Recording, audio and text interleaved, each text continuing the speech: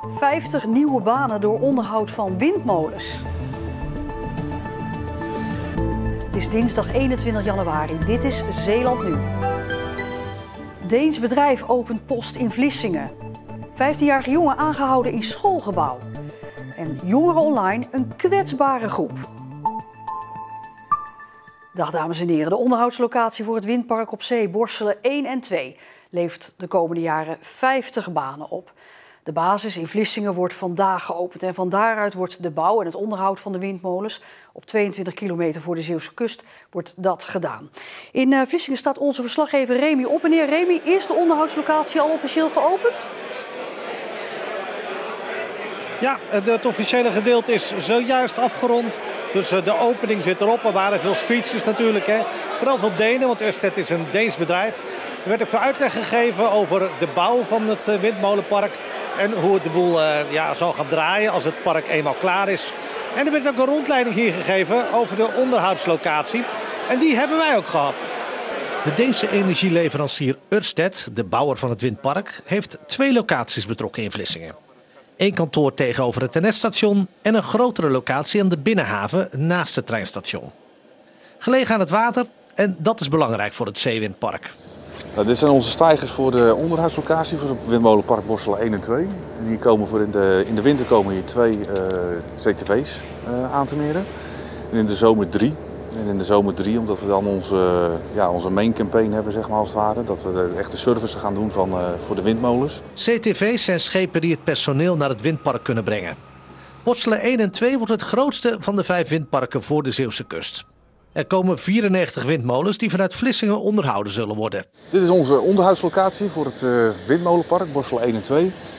En vanaf hieruit gaan we het onderhoud doen, als het ware. En hier achter ons zie je het magazijn waar alle spare parts, onderdelen zijn opgeslagen en die dan ook met de CTV's naar het windmolenpark gebracht worden. De bouw van het windpark op zee is inmiddels begonnen en moet eind van dit jaar klaar zijn. De locatie in Vlissingen is vooral bedoeld voor de kleine onderdelen van de windmolens. We komen hier aan in het magazijn. Hier zullen dus al alle kleinere onderdelen, zoals filters, pompjes, elementen, zullen we hier gewoon opslaan voor alle service campaigns voor in de zomer. En alle grote rotorbladen en zo, die komen gewoon direct vanuit Denemarken. De onderhoudslocatie blijft in ieder geval de komende 25 jaar in Vlissingen. Remy, die 94 windmolens die op Borselen 1 en 2 komen te staan. Hoeveel stroom leveren die? Nou, die gaan 8 megawatt maximaal per molen produceren per jaar. Ja, dan 94 keer 8 is 752 megawatt. Hoop abstracte getallen natuurlijk. Maar je kan het zo zien dat alles bij elkaar ze per jaar ongeveer 1 miljoen huishoudens van stroom kunnen voorzien. En gaan Zeeuwse bedrijven hier nog van profiteren? Ja, ook. Ørsted heeft het hier wel gebouwd, maar er worden natuurlijk veel Zeeuwse bedrijven gebruikt. Aannemers, technische bedrijven, onderaannemers, logistiekgebied, uitzendbureaus. Maar ook hele simpele dingen als cateraars. Je hebt hier een groot kantoor. Mensen willen eten, dat moet ook allemaal geregeld worden. En accommodatieverhuur, want wat ik al zei, Ørsted is een Deens bedrijf. Er komen veel mensen uit Denemarken regelmatig over om cursussen en trainingen te geven. En die moeten hier natuurlijk ook gewoon slapen. Dus op die manier profiteren die bedrijven er ook van mee. Wanneer moet windpark Borselen 1 en 2 klaar zijn? Nou, het begin is al gemaakt. De eerste windmolen wordt al gebouwd. De verwachting is dat die in april klaar zal zijn. Dat is dan de eerste. Er moet er nog heel veel gebeuren de hele zomer lang. En ze hopen dat eind van de zomer het hele park in gebruik zal zijn. Remy, dankjewel.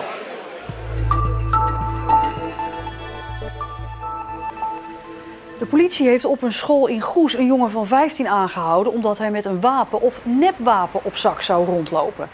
Na een melding van de school ging de politie rond het middaguur met meerdere agenten naar binnen om de jongen aan te houden. De omgeving werd daarbij afgezet en ook is een politiehond ingezet. Het gaat om een gebouw van Acreon Juvent, een dagbesteding voor jongeren tussen de 12 en de 18. De jongen is naar Torentijd in Middelburg gebracht voor verhoor, maar inmiddels is duidelijk dat het gaat om een nepwapen. Het aantal auto-inbraken is in Zeeland flink gedaald. Vorig jaar werden 286 mensen slachtoffer van een auto-inbraak. En dat is een stuk minder dan in 2018. Toen waren het er nog 443, blijkt uit een analyse van de politiecijfers door platform Independer. Vooral in de kustgemeenten Schouwen-Duiveland, Sluis en Veren daalde het aantal auto-inbraken. In 2018 was een inbrekersfamilie actief van de Zuid-Hollandse tot aan de Belgische kust. En dus ook in Zeeland. Dat merkten ze vooral in de kustgemeentes. Daar was een piek te zien in het aantal auto-inbraken. En deze inbrekersfamilie werd verdacht van bijna 160 inbraken in onder meer auto's en campers. Daarbij hadden ze ook hun minderjarige kinderen ingezet. Nadat het gezin was opgepakt, daalde het aantal auto-inbraken in de kustgemeentes. En volgens de politie is het dus waarschijnlijk dat dit gezin tijdens de zomer voor een piek zorgde. Met een totale daling van 35% is in Zeeland het aantal auto-inbraken het sterkst gedaald ten opzichte van alle andere provincies. Dow gaat uit voorzorg tientallen leidingen controleren. Het chemiebedrijf doet dat na het benzeenlek van 2 maanden geleden. De oorzaak daarvan bleek corrosie te zijn dat uiteindelijk roest kan veroorzaken in een leiding. Door het lek stroomde 1500 kilo kankerverwekkende benzine in de Westerschelde. En nu worden dezelfde soort leidingen allemaal gecontroleerd. Volgens Dow heeft het lek geen gevolgen gehad voor medewerkers, omwonenden of levende organismen in de Westerschelde. Aan de muur van een woning aan de Adenauerhof in Goes is vanochtend de eerste van 8 gierzwaluwkasten opgehangen. Het is een alternatief voor de gierzwaluwdakpannen die woningcorporatie Beveland Wonen eigenlijk wilde plaatsen. Maar die pannen zijn volgens vogeldeskundigen geen goed idee. Nee, onder die daken wordt het veel te heet. Zeker als de zon erop schijnt, dan wordt het wel 60 graden, dus dan verbrand je je aan. En de gierzwaluwjongen die gaan of dood op de nestplaats als ze jong zijn. En als ze wat groter zijn, kruipen ze naar buiten voordat ze kunnen vliegen. En dan vinden de mensen ze op de stoep en dat is ook treurig. En nu maar wachten op de eerste zwaluwen die in april worden verwacht.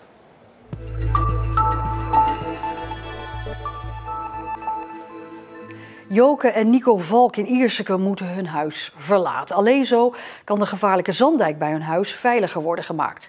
Joke en Nico moeten afscheid nemen ook van hun paarden. Maar ze zeggen, er moet gewoon iets gebeuren aan de gevaarlijke zanddijk. Ook al kost het ons huis. Het echtpaar Valk past op hun kleinkind in het huis waar ze al erg lang wonen. Ze moeten straks niet alleen hun huis verkopen, maar ook hun bijna 2 hectare grond. En voor hun paarden hebben ze op een nieuwe plek waarschijnlijk geen plaats. Dat doet wel pijn. Zo'n groot stuk land en paarden, dat is niet meer reëel om dat terug te kopen waarschijnlijk. Wat doet dat met jullie, die hiermee stoppen?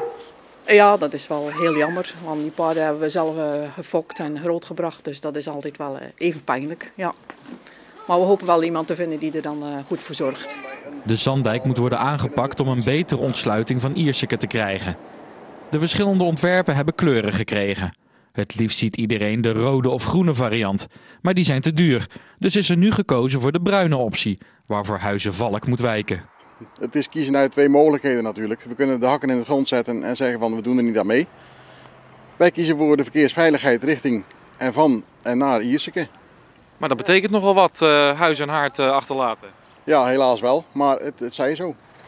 Nico is vrachtwagenchauffeur en rijdt vaak over de zanddijk. Daarom is hij ervan overtuigd dat er iets moet gebeuren. We maken hier van alles mee. Mensen die heel langzaam rijden, mensen die heel erg snel rijden. Maar vooral de collega's die te veel ruimte pakken op deze weg, waardoor het voor ons steeds lastiger wordt om op een goede manier, nog op een fatsoenlijke manier, over die zanddijk te kunnen rijden. Ja, want de zanddijk is geen weg die foutjes vergeeft, hè? Nee, absoluut niet. Er zijn al heel veel ongelukken gebeurd de laatste jaren en het wordt er niet beter op. Ook Joke weet hoe gevaarlijk de zanddijk is. En vooral in het donker en meer regen en vrachtwagens die elkaar passeren en zo. Het is gewoon een gevaarlijke weg. Een hoop ondernemers en bewoners van buurtschap Het Kaasgat zijn tegen de bruine variant. Zij hopen dat het plan nog wordt gewijzigd. Laat één ding duidelijk zijn. Wij hebben begrip voor de mensen van Het Kaasgat. Maar, nogmaals, verkeersveiligheid, het is een groot goed. Maar het kan allemaal nog wel even gaan duren, maar wat u betreft niet snel genoeg. Wat mij betreft, dit jaar de Spaan de grond in. Of het uiteindelijk de bruine variant gaat worden is nog niet duidelijk. Het Rijk is nog bezig met een second opinion waarmee ze naar de verkeerssituatie kijken. Het echtpaar Valk hoopt snel op duidelijkheid, zodat ze kunnen gaan zoeken naar een nieuwe plek om te wonen.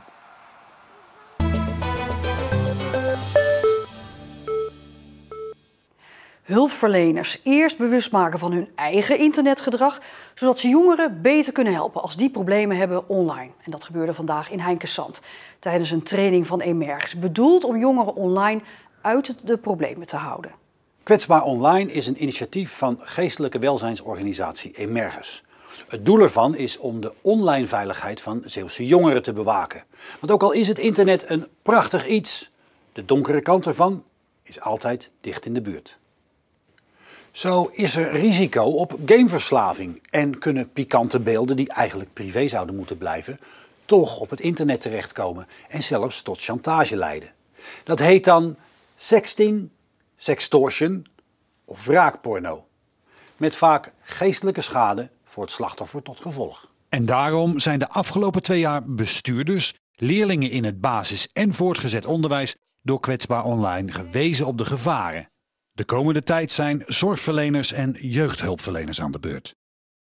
Verslaggever Pim van den Bergen, dat project Kwetsbaar Online, dat draait nu al 3 jaar. Zijn er al resultaten? Nou, Emerges zelf denkt van wel.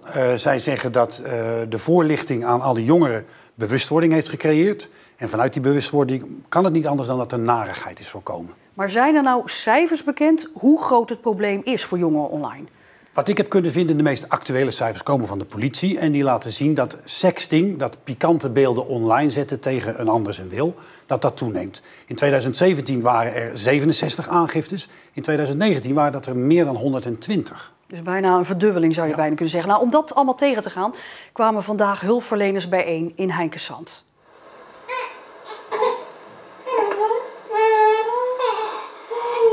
Ik denk dat dit een moment is waar we het net ook over hadden van laat je die mobiel bepalen wat je doet of bepaal je zelf wat je doet. Er zijn een aantal maatschappelijk werkers, er zijn mensen die werken als intensief thuishulp, heel divers, en een jongerenwerker. Heb jij het idee dat je nog wel iets kan leren online?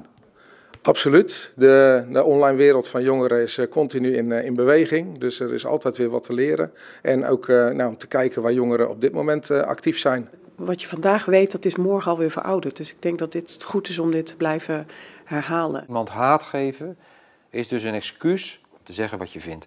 En of dat nou genuanceerd is of niet, dat maakt niet uit. Ik ben het kwijt. Als deze mensen straks aan het eind van de dag de deur uitgaan, wat moeten ze dan weten? Nou, moed is een groot woord, maar ik hoop dat ze in ieder geval het besef hebben dat ze morgen misschien op een andere manier aan de slag moeten. Dus dat ze morgen actief vragen gaan stellen aan jongeren. Waar ben je mee bezig? Hoe was het online? Wat zijn de goede dingen online? Wat zijn de risico's? Elke hulpverlener zou eigenlijk zo'n cursus moeten doen? Ja, dat vind ik wel. Ja. Pim, Kwetsbaar Online, hebben zij dat al? Zou 3 jaar lopen. Betekent dat dus dat het dit jaar gaat stoppen? Ja, Emerges en andere betrokken partijen die vinden dat het project zijn nut heeft bewezen. Er is subsidie zelfs voor gekomen. Dus zij vinden dat er nog heel veel werk ook toch nog te doen is. En ze gaan dus gewoon na 2020 door. Pim, dank je wel. Een mistige foto vandaag, want dat was het natuurlijk. Maar op een aantal plekken trok de mist toch ook iets op. Maar vanavond vorst aan de grond en dus mogelijk glad. Oppassen dus. Morgen is het ook weer een beetje een miserige dag. Maar de rest van de week is het droog met op vrijdag zelfs een zonnetje. Zometeen in Jesk. Daarin zoeken Zeeuwse jongeren naar nieuwe vormen van vervoer. Wat is dat nou eigenlijk, blauwe diesel? Ik dacht wel dat je die vraag zou stellen.